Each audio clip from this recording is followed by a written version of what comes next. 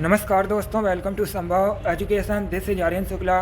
दोस्तों, आज की क्लास में हम जीके और हिंदी के इम्पॉर्टेंट क्वेश्चन डिस्कस करेंगे। ये टॉप के क्वेश्चन होंगे।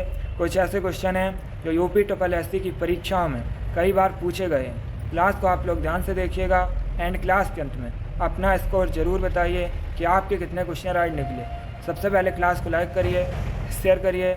चैनल पर नए हैं तो चैनल को सब्सक्राइब कीजिए, बेल आइकन को प्रेस कीजिए ताकि सभी नोटिफिकेशन आप तक पहुंच सकें। डेली आपकी क्लासेस होती हैं स्पेशल पीईटी 2023 के लिए, तो आप लोग डेली सभी क्लासेस को ज्वाइन कीजिएगा एंड क्लास के अंत में बताइएगा कि आपके कितने क्वेश्चन राइट निकले। चलिए शुरू करते हैं आज की क्लास। क्वेश्चन नंबर फर्स्ट के लिए आंसर करिए। अच्छा क्वेश्चन है, आपको बताना है केरल की ऑफिशियल लैंग्वेज क्या है। सभी लोग आंसर करिएगा।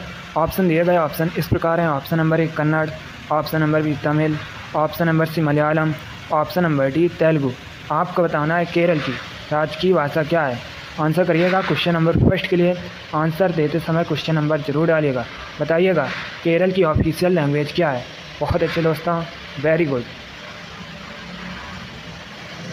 इसका right answer option number C होगा, Malayalam. Yes, option number C correct answer है दोस्तों।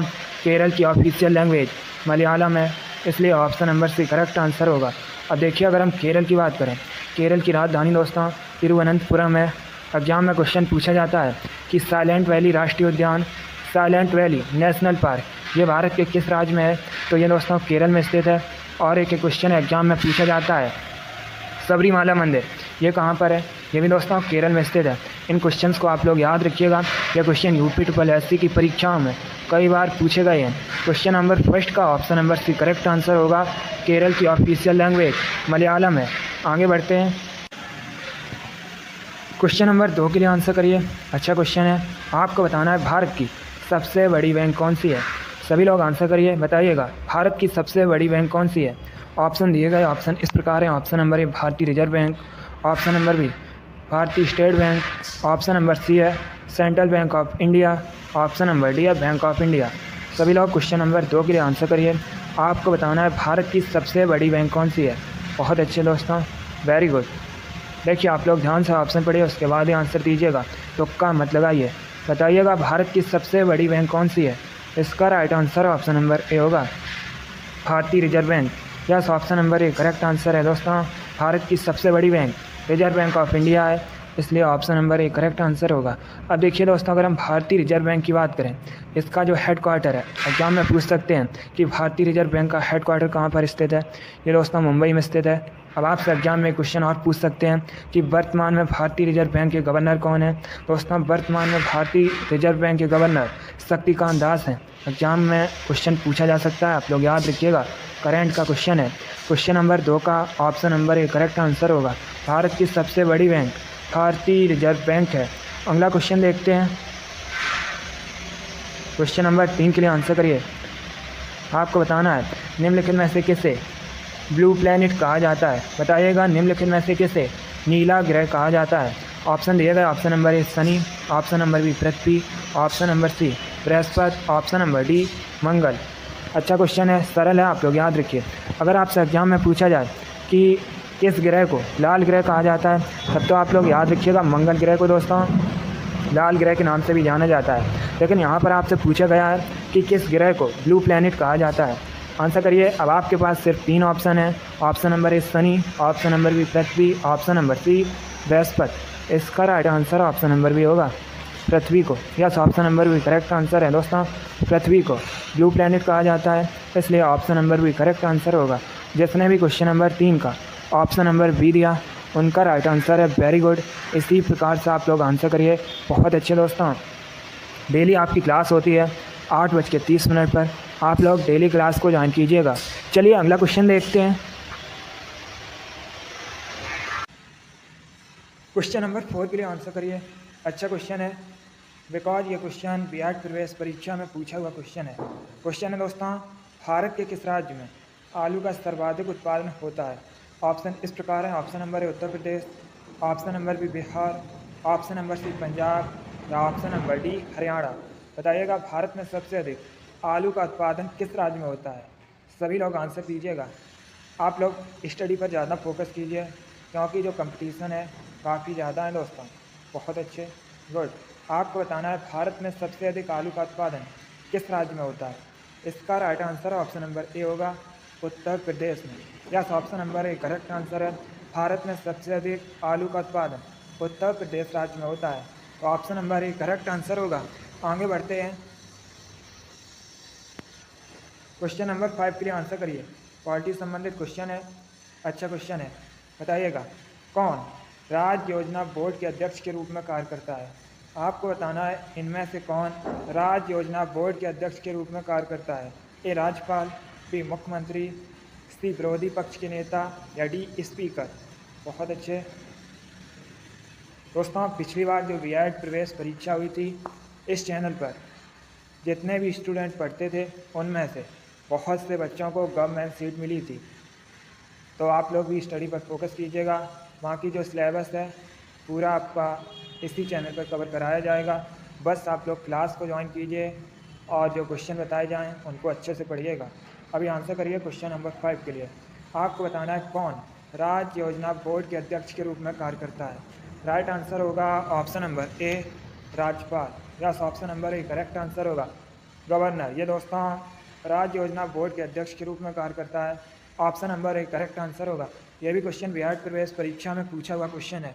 आगे बढ़ते हैं, तो करिए क्वेश्चन नंबर 6 के लिए। क्वेश्चन है दोस्तों, फूल गोभी के पौधे का उपयोगी भाग कौन सा होता है? आपको बताना है जो फूल गोभी का दोस्तों पौधा होता है उसका उपयोगी भाग कौन सा होता है? ऑप्शन दिए गए, आप लोग ध्यान से ऑप्शन पढ़िए, उसके बाद ही आंसर करिएगा। जिसने अभी लाइक नहीं किया एक बार लाइक करिए, डेली क्लास को आप लोग ज्वाइन कीजिएगा और आप लोग इस क्लास को ज़्यादा से ज़्यादा शेयर कीजिए। जो फ्रेंड्स इस चैनल पर नए हैं वो चैनल को सब्सक्राइब करेंगे, बेल आइकन को प्रेस कीजिए ताकि सभी नोटिफिकेशन आप तक पहुंच सकें। आंसर करिए क्वेश्चन नंबर 6 के लिए। आपको बताना है फूल गोभी के पौधे का उपयोगी भाग कौन सा होता है? इसका right answer option number C होगा ताज़ा पुष्प समूह। Yes, option number C correct answer होगा। आगे बढ़ते हैं, अब आंसर करिए क्वेश्चन नंबर 7 के लिए। अच्छा क्वेश्चन है, आपको बताना है जिम कॉर्बेट नेशनल पार्क ये किस ज़िले में स्थित है? चलिए क्वेश्चन नंबर 7 के लिए आंसर करिए। क्वेश्चन आपके सामने है, ऑप्शन दिए गए हैं। आपको बताना है जिम कॉर्बेट नेशनल पार्क ये किस ज़िले में स्थित है? पहली बात तो आप लोग याद रखिएगा जिम कॉर्बेट नेशनल पार्क ये दोस्तों उत्तराखंड में है। अब आपको बताना है उत्तराखंड के किस ज़िले में स्थित है? अच्छा क्वेश्चन है। ऑप्शन नंबर ए नैनीताल में, ऑप्शन नंबर बी चमोली में, ऑप्शन नंबर सी अल्मोड़ा में, ऑप्शन नंबर डी हरिद्वार में। आपको बताना है जिम कॉर्बेट नेशनल पार्क ये किस ज़िले में स्थित है? सभी लोग आंसर करिए क्वेश्चन नंबर 7 के लिए।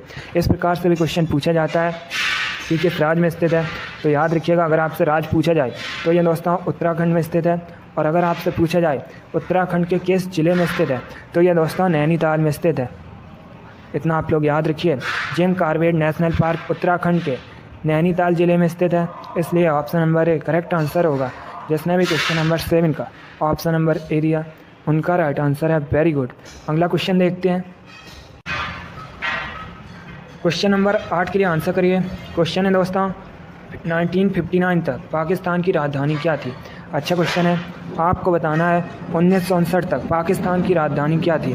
वर्तमान में पाकिस्तान की राजधानी इस्लामाबाद है, लेकिन यहाँ पर आपसे पूछा गया है 1959 तक पाकिस्तान की राजधानी क्या थी, तो आंसर करिए। अब आपके पास सिर्फ 3 ऑप्शन है, ध्यान से आप लोग ऑप्शन पढ़िए उसके बाद ही आंसर दीजिएगा। इसका right answer option number B होगा Karachi. Yes, option number B correct answer है दोस्तों। 1959 तक पाकिस्तान की राजधानी कराची थी, इसलिए option number B correct answer होगा। वर्तमान में पाकिस्तान की राजधानी इस्लामाबाद है। आगे देखते हैं, क्वेश्चन नंबर 9 के लिए आंसर करिए। अच्छा क्वेश्चन है। आपको बताना है निम्न देशों में सबसे अधिक जनसंख्या किसकी है? ये 4 देश आपको दिए गए हैं, बताइएगा इन चारों देशों में सबसे अधिक जनसंख्या किसकी है? अगर आपसे दोस्तों क्वेश्चन एग्जाम में पूछा जाए कि विश्व में सबसे अधिक जनसंख्या किस देश की है, तो आप लोग याद रखिएगा चाइना की। उसके बाद दूसरे नंबर पर दोस्तों भारत है, लेकिन यहाँ पर आपको 4 देश दिए गए हैं, इनमें से बताइएगा सबसे अधिक जनसंख्या किस देश की है? ऑप्शन नंबर ए इंडोनेशिया की, ऑप्शन नंबर बी जापान की, ऑप्शन नंबर सी पाकिस्तान की, या ऑप्शन नंबर डी सूडान की।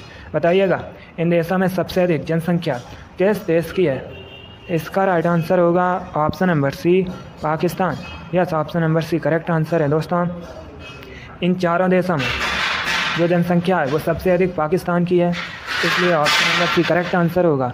अगर आपसे अलग से क्वेश्चन पूछा जाए कि विश्व में सबसे अधिक जनसंख्या किस देश की है, तो दोस्तों सबसे अधिक जनसंख्या विश्व में चाइना की है, दूसरे नंबर पर भारत है। चलिए क्वेश्चन नंबर 9 का option number C correct answer होगा। अगला क्वेश्चन देखते हैं।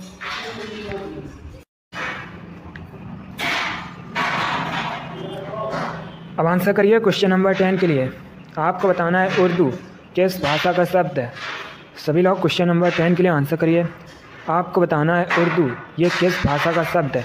ऑप्शन दिए गए, ऑप्शन नंबर ए तुर्की का, ऑप्शन नंबर बी फारसी का, ऑप्शन नंबर सी अरबी का, या ऑप्शन नंबर डी संस्कृत का। आपको बताना है उर्दू ये दोस्तों किस भाषा का शब्द है। इसका राइट आंसर क्या होगा, जल्दी से आंसर करिए। गुड, इसका right answer option number A होगा, तुर्की। Yes, option number A correct answer होगा। अगला क्वेश्चन देखते हैं। क्वेश्चन नंबर 11 के लिए आंसर करिए। अच्छा क्वेश्चन है, साइंस से संबंधित क्वेश्चन है। आपको बताना है एक्सरे की खोज किसने की थी। सभी लोग क्वेश्चन नंबर 11 के लिए आंसर करिए। यह क्वेश्चन दोस्तों एसएससी की परीक्षा में पूछा हुआ क्वेश्चन है। पहले आप लोग ध्यान से ऑप्शन पढ़िए, उसके बाद ही आंसर दीजिएगा। इसका राइट आंसर क्या होगा, सभी लोग आंसर जरूर दीजिए। बताइएगा एक्सरे की खोज किसने की थी। इसका right answer option number C होगा, W.K. Roentgen. Yes, option number C correct answer है दोस्तों। एक्सरे की खोज W.K. रॉन्टिजन ने की थी, इसलिए option number C correct answer होगा। जिसने भी क्वेश्चन नंबर 11 का ऑप्शन नंबर सी दिया उनका राइट आंसर है, वेरी गुड।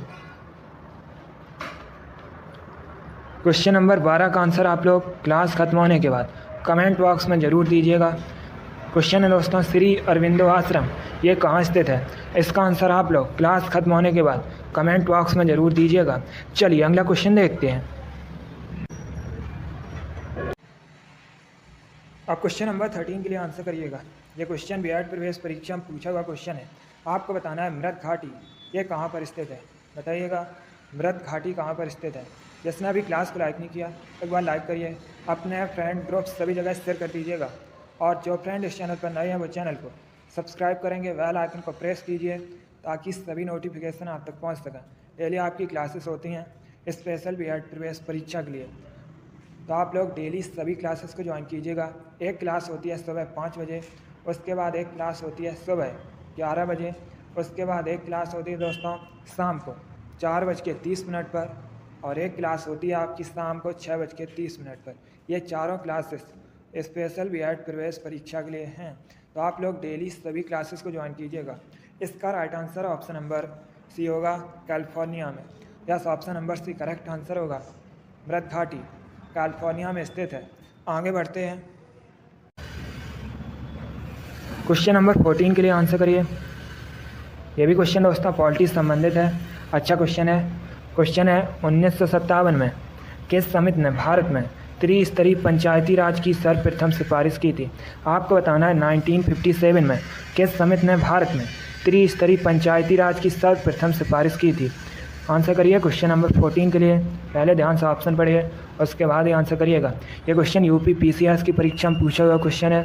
अच्छा क्वेश्चन है दोस्तों, ध्यान से पहले आप लोग ऑप्शन पढ़िए, उसके बाद ही आंसर दीजिएगा। इसका right answer option number C होगा, बलवंत राय मेहता समिति ने। Yes, option number C correct answer है। 1957 में बलवंत राय मेहता समिति ने दोस्तों भारत में त्रिस्तरीय पंचायती राज की सर्वप्रथम सिफारिश की थी, इसलिए option number C correct answer होगा। अगला क्वेश्चन देखते हैं। क्वेश्चन नंबर 15 के लिए आंसर करिए। आपको बताना है गोल क्रांति का संबंध किससे है। सभी लोग क्वेश्चन नंबर 15 के लिए आंसर करिए। ऑप्शन दिए गए ऑप्शन इस प्रकार हैं। ऑप्शन नंबर ए टमाटर, ऑप्शन नंबर बी आलू, ऑप्शन नंबर सी अंडा, ऑप्शन नंबर डी सलजम। आपको बताना है गोल क्रांति का संबंध किससे है। ये भी क्वेश्चन दोस्तों यूपी SSC की परीक्षा में पूछा हुआ क्वेश्चन है, और यूपी पुलिस की परीक्षा में पूछा हुआ क्वेश्चन है। इसी प्रकार से पूछा गया था। आपको बताना है गोल क्रांति का संबंध किससे है। सभी लोग क्वेश्चन नंबर 15 के लिए आंसर करिए। इसका right answer option number B होगा, आलू उत्पादन से। Yes, option number B correct answer है दोस्तों। गोल क्रांति का संबंध आलू उत्पादन से है, इसलिए option number B correct answer होगा। जिसने भी क्वेश्चन नंबर 15 का ऑप्शन नंबर बी दिया उनका राइट आंसर है, वेरी गुड। आगे देखिएगा क्वेश्चन नंबर 16 के लिए आप लोग आंसर करिए। अच्छा क्वेश्चन है। क्वेश्चन है दोस्तों, सर्वाधिक प्रवासी जनसंख्या पाई जाती है। आपको बताना है कहाँ पर इनमें से सर्वाधिक प्रवासी जनसंख्या पाई जाती है। ऑप्शन दिए गए हैं, ध्यान से ऑप्शन पढ़िए, उसके बाद ये आंसर करिएगा। इसका right answer option number D होगा, संयुक्त राज्य अमेरिका में और दोस्तों कनाडा में, इसलिए option number D correct answer है। सर्वाधिक प्रवासी जनसंख्या ये दोस्तों संयुक्त राज्य अमेरिका तथा कनाडा में पाई जाती है सबसे अधिक, इसलिए option number D correct answer होगा। अब देखिए दोस्तों, अगर हम संयुक्त राज्य अमेरिका की बात करें, ये उत्तरी अमेरिका महाद्वीप के अंतर्गत आता है। संयुक्त राज्य अमेरिका की राजधानी वाशिंगटन डीसी है और वर्तमान में संयुक्त राज्य अमेरिका के प्रेसिडेंट जो बाइडन है। अब दोस्तों अगर हम कनाडा की बात करें, ये भी दोस्तों उत्तरी अमेरिका महाद्वीप के अंतर्गत आता है। एक क्वेश्चन एग्जाम में पूछा जाता है कि उत्तरी अमेरिका महाद्वीप का सबसे बड़ा देश कौन सा है क्षेत्रफल की दृष्टि से, तो आप लोग याद रखिएगा कनाडा। कनाडा की राजधानी ओटावा है। एग्जाम में पूछा गया था कि कनाडा की कैपिटल क्या है, तो याद रखिए ओटावा। चलिए क्वेश्चन नंबर 16 का option number D correct answer होगा। अगला क्वेश्चन देखते हैं। क्वेश्चन नंबर 17 के लिए आंसर करिए। अच्छा क्वेश्चन है, आपको बताना है ओजोन परत ये कहाँ पर अवस्थित है। चलिए सभी लोग आंसर करिएगा। क्वेश्चन नंबर 17 के लिए आपको बताना है ओजोन परत ये कहाँ पर अवस्थित है। बहुत अच्छे दोस्तों, गुड। इसका right answer option number C होगा, समताप मंडल में। यह option number C correct answer है दोस्तों। ओजोन परत ये समताप मंडल में स्थित है, इसलिए option number C correct answer है। आगे देखिएगा, पॉलिटी संबंधित क्वेश्चन है। क्वेश्चन नंबर 18 के लिए आंसर करिए। क्वेश्चन है दोस्तों, भारतीय संविधान के किस भाग में अल्पसंख्यकों के लिए विशेष प्रावधान किया गया है। आपको बताना है जो भारतीय संविधान है उसमें दोस्तों किस भाग में अल्पसंख्यकों के लिए विशेष प्रावधान किया गया है। ऑप्शन दिए गए हैं, आप लोग ध्यान से ऑप्शन पढ़िए, उसके बाद ये आंसर दीजिएगा। अच्छा क्वेश्चन है, सभी लोग क्वेश्चन नंबर 18 के लिए आंसर करिए। आपको बताना है भारतीय संविधान के किस भाग में अल्पसंख्यकों के लिए विशेष प्रावधान किया गया है। इसका right answer option number B होगा, भाग 3। Yes option number B correct answer है दोस्तों। भारतीय संविधान के भाग 3 में अल्पसंख्यकों के लिए विशेष प्रावधान किया गया है, इसलिए option number B correct answer होगा। अगला क्वेश्चन देखते हैं। क्वेश्चन नंबर 19 के लिए आंसर करिए। आपको बताना है भारत की संसदीय प्रणाली कहाँ से प्रभावित है। सभी लोग क्वेश्चन नंबर 19 के लिए आंसर करिए। ऑप्शन नंबर ए इंग्लैंड से, ऑप्शन नंबर बी यूएसए से, ऑप्शन नंबर सी जर्मनी से, या ऑप्शन नंबर डी आयरलैंड से। आपको बताना है भारत की जो संसदीय प्रणाली है ये किस देश से प्रभावित है। क्वेश्चन नंबर 19 के लिए आंसर करिएगा। अच्छा क्वेश्चन है, इसका right answer option number A होगा, इंग्लैंड से। Yes option number A correct answer है दोस्तों। भारत की संसदीय प्रणाली इंग्लैंड देश से प्रभावित है, इसलिए option number A correct answer होगा। अब आंसर करिए क्वेश्चन नंबर 20 के लिए। अब जो आपके क्वेश्चन होंगे वो हिंदी क्वेश्चन होंगे। सभी लोग क्वेश्चन नंबर 20 के लिए आंसर करिए। आपको बताना है दोहा और सोरठा ये किस प्रकार के छंद हैं। सभी लोग क्वेश्चन नंबर 20 के लिए आंसर करिएगा। अच्छा क्वेश्चन है, ये क्वेश्चन दोस्तों यूपी SSSC की परीक्षा में पूछा हुआ क्वेश्चन है, इसी प्रकार से पूछा गया था। अच्छा क्वेश्चन है, आप लोग क्वेश्चन नंबर 20 के लिए आंसर करिए। आपको बताना है दोहा और सोरठा ये किस प्रकार के छंद हैं। ऑप्शन दिए गए हैं, पहले आप लोग ध्यान से ऑप्शन पढ़िए, उसके बाद ही आंसर करिएगा। इसका right answer option number C होगा, अर्धसममात्रिक। Yes option number C correct answer है दोस्तों।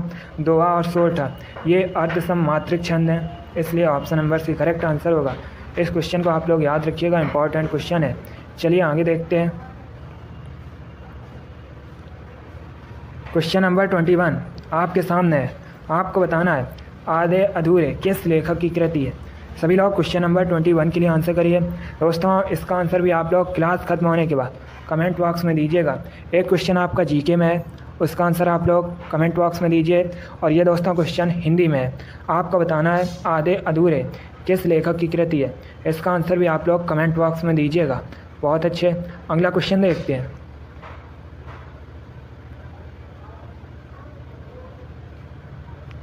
क्वेश्चन नंबर 22 के लिए आंसर करिए।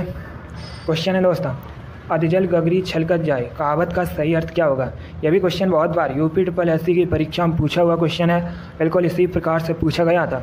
आपको बताना है अधजल गगरी छलकत जाए कहावत का सही अर्थ क्या होगा। ऑप्शन नंबर ए गगरी में छेद होना, ऑप्शन नंबर बी व्यर्थ कार्य करना, ऑप्शन नंबर सी अल्प ज्ञान का प्रदर्शन, ऑप्शन नंबर डी दूर से पानी लाना। चलिए आंसर करिए क्वेश्चन नंबर 22 के लिए। आपको बताना है अधजल गगरी छलकत जाए कहावत का सही अर्थ क्या होगा। इसका right answer option number C होगा, अल्प ज्ञान का प्रदर्शन। Yes, option number C correct answer है दोस्तों। अधजल गगरी छलकत जाए कहावत का सही अर्थ होगा अल्प ज्ञान का प्रदर्शन, इसलिए option number C correct answer होगा। इस बार सभी ने राइट आंसर दिया, वेरी गुड दोस्तों, बहुत अच्छे। इसी प्रकार से आप लोग आंसर करिएगा, वेरी गुड। आगे देखिए क्वेश्चन नंबर 23 के लिए आंसर करिए। ये भी इंपॉर्टेंट क्वेश्चन है। ये भी क्वेश्चन कई बार एग्जाम में इसी प्रकार से पूछा गया है। आपको बताना है गीतांजलि के रचयिता कौन है। ये क्वेश्चन दोस्तों जीके में भी पूछा जाता है और हिंदी में भी पूछा जाता है। बताइएगा गीतांजलि के रचयिता कौन है। ऑप्शन दिए गए हैं। Option number A Rabindranath Tagore, option number B Ramchandra Shukla, option number C Sharad Chandra, option number D Prithvi Sen Mitra. आपको बताना है गीतांजलि के रचयिता कौन है।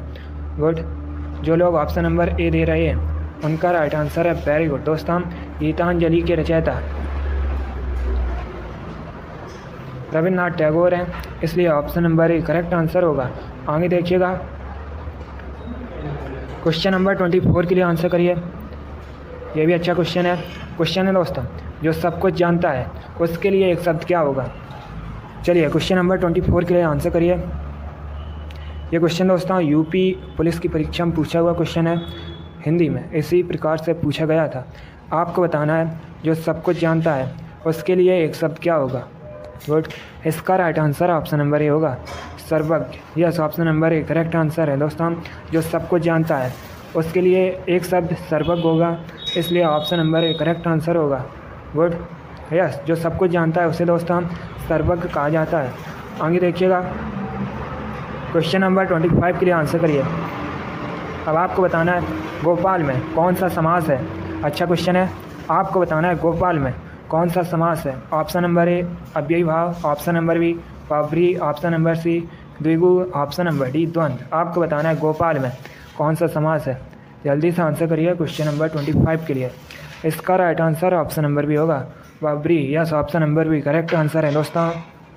गोपाल में पवरी समास है, इसलिए option number B correct answer है। जिसने भी ऑप्शन नंबर बी दिया है उनका राइट आंसर है, वेरी गुड। आगे देखिएगा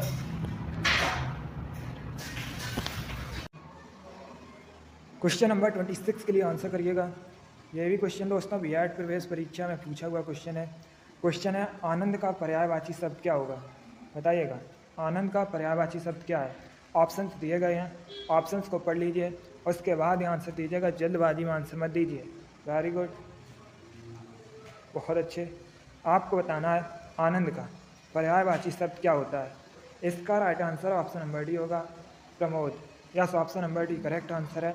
आनंद का पर्यायवाची शब्द प्रमोद होता है, तो option number D correct answer होगा। आगे बढ़ते हैं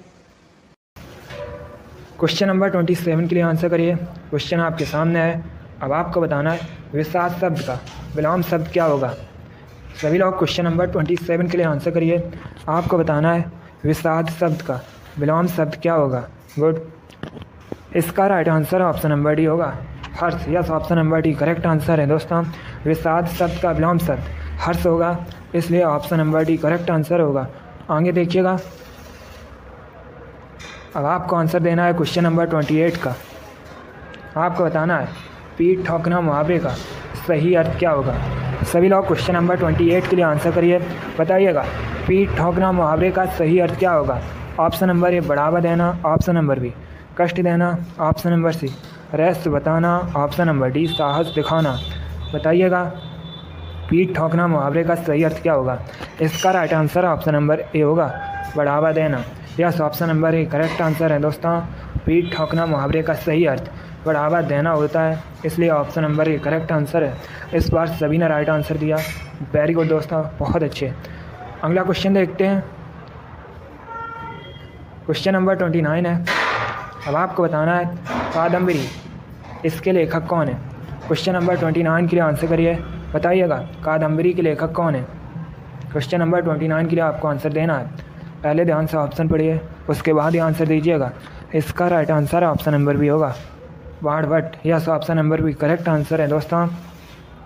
कादम्बरी इसके लेखक बाणभट्ट हैं, इसलिए option number B correct answer होगा। आगे देखिएगा,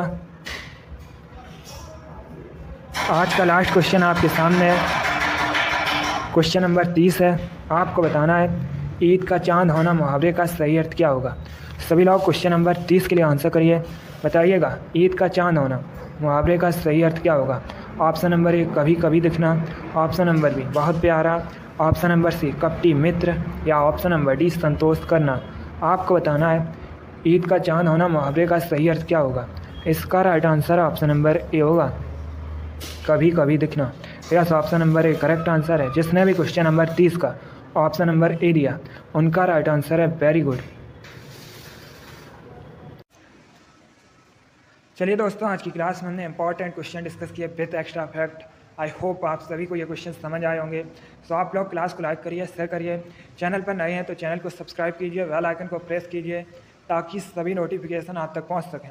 इसी के साथ मैं आपको मिलूँगा अगली क्लास में। Thank you guys, thank you for watching. God bless you all.